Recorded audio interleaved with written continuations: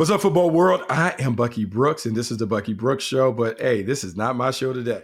This is a New York Jets show. We're talking about how the Jets are coming back. I got Jake Asman coming on. Jake has his own thing on Bleav. You can hear him on 880 ESPN Radio, Mad Dog Sports Radio, NFL Radio on Sirius. Jake, what is going on?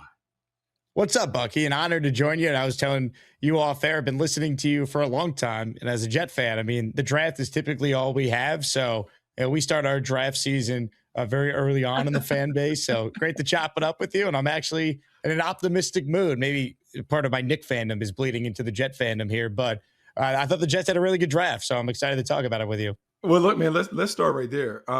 There was so much pressure on the New York Jets coming into this draft. You talked about the number of first-round picks that they have, the number that they have over the next 2 years, how they are committed to really rebuilding the team the right way. Aaron Glenn being the head coach, I would say the embattled head coach of the New York Jets, despite his legacy and him acknowledging that he has to rebuild the culture. I actually love what they did in the draft. I really think this is a culture driver. But let me give you the floor. What do you think about the Jets, particularly their first pick, David Bailey? So I was more along the lines of I would lean with Arvell Reese just because of the perceived upside and just the different things you could do with him. But I was never anti David Bailey. It's funny how it works. It's like both these guys are awesome prospects. And then, you were either a Reese guy or a Bailey guy in the Jet fan base. And there were so many debates leading right up until when they actually made the pick. I think Bailey makes a lot of sense. I mean, look, you can't argue with the production that he had in college football this most recent year. I love the fact that he got better every year, even after getting seemingly a lot of NIL money going from Stanford to Texas Tech, and that didn't affect his play or his drive. So I have no issues at all with David Bailey. I guess the concern I know some Jet fans have is, well, you already have Will McDonald, who's not great against the run. Some of the perceived knocks on Bailey is his run defense. So, can the Jets coach up both those guys so they could be, 3-down players? Or certainly Bailey, you want to be a 3-down player if you're using the number 2 pick on him. So I like the player, though, and I think it makes a lot of sense. So ultimately, if they went Reese, I would have been happy, and they went with Bailey, and I have no problem with that as well as from a Jet perspective. I just hope he comes in and immediately could pay off dividends as a elite rusher and really cause some havoc to a Jet defense that desperately needs that. So I am not surprised that Aaron Glenn opted for David Bailey in this situation. I think a lot of what AG is doing is based upon what he learned from his time with the Detroit Lions. And I think if you go back and look at how the Lions kind of rose to prominence, they had a difficult first year. Second year, they got to about 500. And then the next year, it exploded. One of the key triggers to that was Aidan Hutchinson coming over as the number 2 overall pick for them in that draft where the Jacksonville Jaguars took Trayvon Walker. And the similarities that I see with Aidan Hutchinson and David Bailey are this. One, an experienced player, who's a 3-4 year player who did it over multiple seasons at a collegiate level, comes in as a mature player that you kind of know what the floor is. 14 and a half sacks at Texas Tech, dynamic speed rusher, someone that is kind of proven and certified in terms of having that superpower. Very similar to the way that Aidan Hutchinson was able to come in Detroit after being a dominant player at the Big Ten, leading Michigan to a Big Ten title and those things. I felt like Aaron did not want to necessarily spend time dealing with a project in Arvell Reese, who was a 1-year player, who's an off-ball and edge. I felt like he wanted some certainty, which is why he opted for David Bailey at that pick. And I think it's really important that that first guy is a tone setter. And the one thing that stands out to me when I look at Bailey, the energy, the passion, the motor is elite. The pass rush skills in terms of a speed rusher, phenomenal in terms of his ability, first step quickness and all that. And I felt like he kind of wanted certainty as opposed to the unsure thing and the thing that was more of a project as opposed to a proven prospect when they made the comparison between Bailey and Arvell Reese. Makes sense. And look, when you just look at the production, you brought it up, the 14 and a half sacks leading college football, but just the career pressure rate is around 19%, which is tops among any college player in the FBS dating back to 2016. So the Jets, I don't want to say they've become completely analytical, but they've added a lot of people to their front office, in addition to Darren Muji, their GM, kind of revamping their scouting people in that building. So I think they have more of a blend of production and scouts and then the analytics people. And if you just look at Bailey's numbers, he's like an analytics darling, all the experts say. So I have no problem with it. I just wonder, what are their expectations for him in year one? Because, part of the argument for taking Bailey amongst people who are arguing for Bailey's case is that, well, you know what you're getting. He's the more ready-made player. Reese more of a projection. So if that's the case, there's going to be high expectations for David Bailey. He's the highest ever picked defensive player by the Jets. Quinnen Williams went third in 2019. That was the previous highest defensive picked player. So big expectations for him. And, with Arvell Reese going to the Giants, they're going to be compared directly now because you have that back and forth in the same city. So for what I do and what I do on talk radio, I mean, you're always going to have the Bailey Reese comparisons now with the Jet Giant thing. So it's going to be fascinating to see how Bailey kind of handles some of the expectations that are going to be lofted on him early on. Yeah, very, very similar to the Trayvon Walker, Aidan Hutchinson thing in terms of being able to monitor and compare and contrast each one. And in that situation, Aidan Hutchinson got out to a faster start than Trayvon Walker, but they both have been pretty comparable in terms of their impact for their respective teams. I do Bleav you talk about pressure. That pressure is certainly on Bailey as the number 2 overall pick, because when we talk about top 5 picks, we're talking about guys that you can envision being perennial All-Pros, Hall of Fame type. So we will see if he can live up to that. I think the bigger surprise was their second first-round pick, Kenyan Sadiq. And Kenyan Sadiq is an absolute freak show of an athlete. But a lot of the conversation leading into the draft was, who were the Jets going to get to be the number 2 receiver opposite Garrett Wilson? They kind of throw a little curveball at the football world by getting Kenyan Sadiq, even though I actually love the pick and the fit, because even though they took Mason Taylor a year ago, and he is someone that can command the middle, the way the league is trending multiple tight ends, Kenyan Sadiq is a luxury pick in terms of basically being a jumbo slot receiver in a tight end body who's effective blocking, but also creates mismatches down the seam. What did you think about the pick? I think you nailed it, right? I think this pick was driven by the ability to open up different things in their offense. I actually texted with someone who's with the Jets, and we were just talking about some of the picks. And the first thing this person told me, Bucky, was, we love for what this now could do to open things up for Garrett and Mason. That'd be Garrett Wilson and Mason Taylor, their inline tight end, who they used a second-round pick on a year ago. So I'm just fascinated to see kind of how they use Kenyan Sadiq. I mean, you know this. You watch his film. They're lining him up out of the backfield. They're using him in the screen game. He's basically a inline guy. He's also a guy who could play the power slot. So kind of how the Jets deploy him, I think, is fascinating. And in real time, I'll be honest, I didn't love it just because I'm like, oh, man, like they really need a true receiver. Like, are the Jets really going to be the team that could find ways to use 2 tight ends creatively? But when they made the trade back into round 1 to get Omar Cooper Jr., then I love the Sadiq pick. Then I'm like, wow, like we're loading up on weapons. We're giving Geno Smith a chance to prove himself, and this coaching staff to show that they belong. And then you're setting up maybe your franchise for that big swing at quarterback in 2027 when you have 3 first-round picks. So in real time, I was like trying to process the Sadiq pick. I liked the player. I was like, the Jets going to be the team that knows how to use him. But I think coming away with Cooper later on in night 1 makes me really excited just to see all the different things they now could do with Mason Taylor, Kenyan Sadiq, Garrett Wilson, still got Brees out of the backfield. Like I always say this on my YouTube show, if you remove Jets from the roster or the helmet and you just look at the talent, there's some players here. They already had a good offensive line, and I think now adding Sadiq to the pass catcher options they have, Bucky, I'm excited to see what they could do. Yeah, and I think this goes back to the DNA of the play caller. So Frank Reich, a former teammate of mine, a guy who has been a play caller on a Super Bowl team with the Philadelphia Eagles. When he had the Philadelphia Eagles, they had 2 tight ends. They make a bunch of plays. Think about Zach Ertz, Dallas Goedert, and the stuff that they were able to do out of 12 personnel, which you love. And you got to remember, that team might have been the only team to win a Super Bowl where they didn't necessarily have a 1,000-yard receiver. I think it was a very balanced distribution amongst the pass catchers on that squad, which sometimes that balance and that diversity can really impact the way the defense has to react and respond to, hey, who do we really send the double team to? How do we take advantage of this?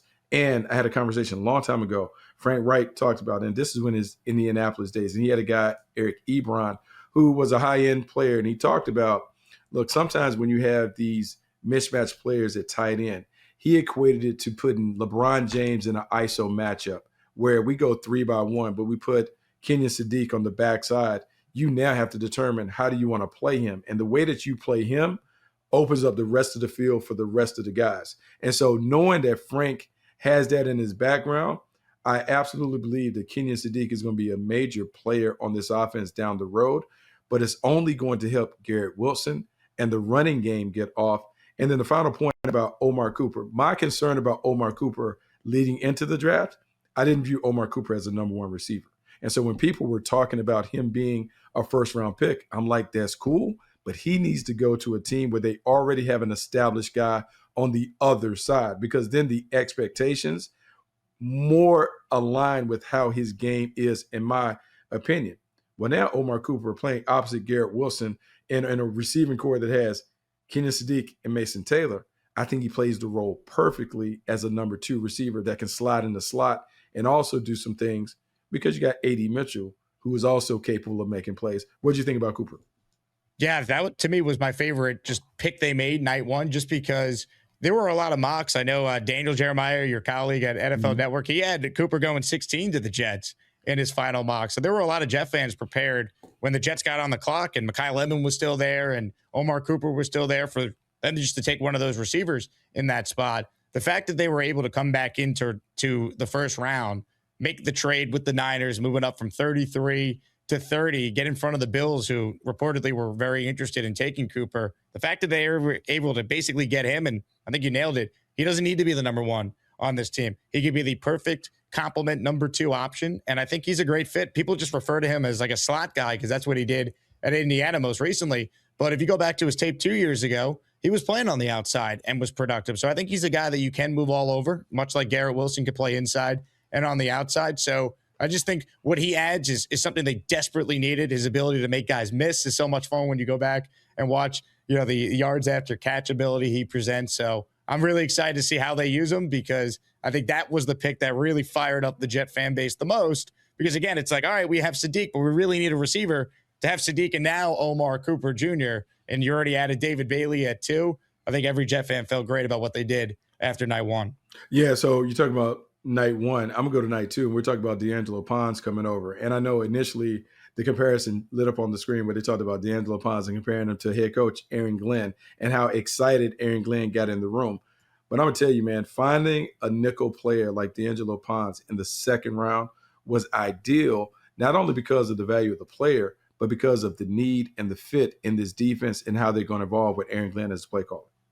It's so exciting. I really did not think D'Angelo Pons was going to be there for the Jets. Even at 44, they actually traded down from 44 6 spots and moved back to 50 to take him. Picked up an extra 4th round pick in the process. So I'm very excited to see what he could do. We all know about the height as a reason why he fell where he did. But, I mean, you watch this guy. He just makes plays, man. He's not afraid to go up against any type of wide receiver. Bigger than him, it doesn't matter. His vertical leap is outstanding, which allows him to be so effective. I mean, you said it best. The broadcast said it best. I mean, Aaron Glenn basically drafted a 2026 version of himself. So I think he's going to end up being a starter for them sooner rather than later. And I'm excited to see how they use him. Yeah, what's interesting about the first 4 picks for the Jets, and I think this was part of a bigger theme that they had over the course of the offseason. I remember hearing some of the frustrations that were expressed last year about the locker room and the culture, and how some of the older guys talked about, like, man, our young guys have lost so much, they don't really get it, so they're reluctant to get on board. I feel like there was a concerted effort by the Jets to change the culture by bringing in people that were associated with winning. So in the offseason, they make a trade from Minkah Fitzpatrick. They bring Demario Davis and Geno Smith over, guys who've experienced winning at high levels, guys who've had success in their own light. So that adds an experienced nature to the locker room. And then I think about the first 4 picks that they bring over. All of them played for teams that played in the college football playoff. That means they come from teams that had high standards and they're used to winning. And when you start mixing that, because we're already talking about 7 guys, when you start mixing guys in who are accustomed to winning, the energy in the locker room changes because they know what the expectations are and they naturally raise the standards. To me, I love that. And I get a feel that, look, man, I know everyone has kind of made the Jets the laughing stock, but to me, I'm like, man, there's a feeling that I have about this team that they can be a very competitive squad in 2026. And I think that is a big part of what their plan was, right? I think this team last year, they won 3 games, but they started 0-7 when they were trying to win, right? Before they made the trades at the deadline with Sauce Gardner and Quinnen Williams. They didn't know how to win, right? I think once they lost week 1 in a game, they really outplayed Pittsburgh and the Steelers for most of it. There was that snowball effect of, oh no, here we go again. and it started to really spiral. And this team starts 0-7, and then you blow the whole thing up because you're going nowhere. I think they were devoid of leaders. They needed guys that have been there, done that. Demario Davis is a pro's pro. He's seen it all. It's amazing that he's still playing at the level he's at his age. Minka Fitzpatrick, the same thing. Even Geno, I know last year was not a good year for him, but you go back 2 years, he's leading Seattle to 10 wins, and he's throwing over 4,000 yards. I want to remind everyone out there, the Jets have only had one quarterback in their history that's ever thrown for more than 4,000 passing yards in a season. It was Joe Namath in 1967. Geno's done it twice over the last 4 seasons. So again, if they could protect him, which I think they can with their line, and some of the improvements I think Aaron Glenn's made to his coaching staff, especially him calling the defensive plays, like, I don't think they're completely bereft of talent. They should be competitive. They did add that leadership. I think most people agree. They had a successful draft. So there's pieces here, and they at least have a roster now, Bucky, where if you're trying to evaluate your coaching staff, trying to evaluate, hey, is Aaron Glenn going to be here if we take the big swing at quarterback in 2027 and what's supposed to be a big-time draft class, you at least have now given him a chance to show you whether or not he deserves to be the guy to get that third year. So I think they've done enough to at least have a roster that, at least on paper, you feel like is a representative roster that should be able, to compete with some teams in the league this year. Yeah, no, I think being competitive is everything. And I'm going to say this because they can be a much better team, and the record cannot exactly be what we want. When you look at FanDuel Sportsbook, the odds right now, over 5.5 wins right now, to sit at plus 110. I look at this team, I think, look, they're going to get beyond the 5 wins. I think they at least get the 6 or 7 wins with the roster as presently constructed, unless there's a complete blow up where they just underperform, the quarterback doesn't play well or whatever. But what I like about this team, and I want to ask you about it, I love how they're built on offense. That offensive line is one of the better offensive lines in football when you look at the young guys they have in place. Running game, Braylon Edwards and Brees Hall, terrific tandem. We talked about the wide receivers and those things. To me, they have an offense under an experienced play caller in Frank Reich that should be, I won't call it dynamic or dangerous, but I believe they should be able to control the game with the weapons that they have. I think that's totally fair. I mean, just to give people an idea on just how bad it was offensively for the Jets last year. I mean, Garrett Wilson, he was their leading receiver, and he's a guy that did not play for the Jets for most of the year. He had like 400 receiving yards, just under 400 receiving yards, and after mid-October, we never saw him again. So they were just so out of sync. Obviously, there were some health issues that they dealt with in the receiver room, and Braylon Allen missed most of the year. So you really just only had Brees, and teams were just stacking the box because they didn't have to worry about Justin Fields or Brady Cook throwing against them. I mean, the owner of the team, for crying out loud, said if we could just complete a pass, our team would look good. I mean, that tells you all you need to know about the Jets quarterback play. So I think Geno Smith can be competent. I think they can protect him. I think the Jets offensive line is very underrated nationally. They've invested a ton into it. I mean, the 2 bookend tackles they've used, top 11 picks on in Olu Fashanu 2 years ago and Armand Membu last year. Both are really good. Membu was outstanding as a rookie. Joe Tippmann, I think, is a very underrated interior offensive lineman, can play center and guard. I think Dylan Parham was a nice signing to replace John Simpson. So you kind of just look at their line and some of the pieces we've talked about. Yeah, Frank Reich, I think, could still prove that he's capable as a play caller, which I think he can be, and Geno stays healthy and they protect him. There's no reason why this offense can't give them a chance. And we talked about some of the defensive improvements. It's hard to be worse. Like, if you want a bold prediction, I'll tell you, I think the Jets will have at least 1 interception this year, Bucky. I mean, that's kind of where we're started at. The bar is pretty low. They didn't have a single INT over 17 games, but I do think they are, at least on paper, a much improved football team going into the year. When this team comes together and they have the official mini camps and those things, what are some of the things, or what is the one thing that you're looking to hear or see coming out of that training camp? That mini camp.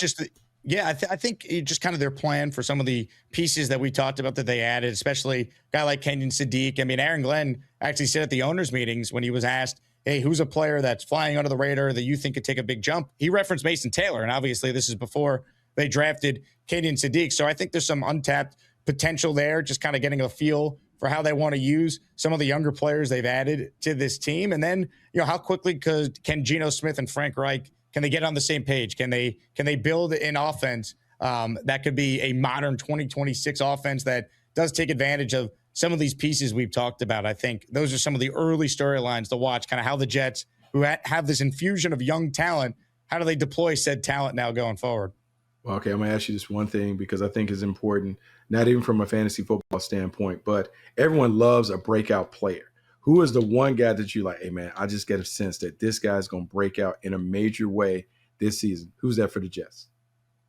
That's a great question. I think if you look at, their team, if you tell me that they're playing more competitive games, which I think they will be, I think, I don't think they're going to be, a playoff team necessarily, right? But I do think they could win 6 or 7 games, and that wouldn't surprise me.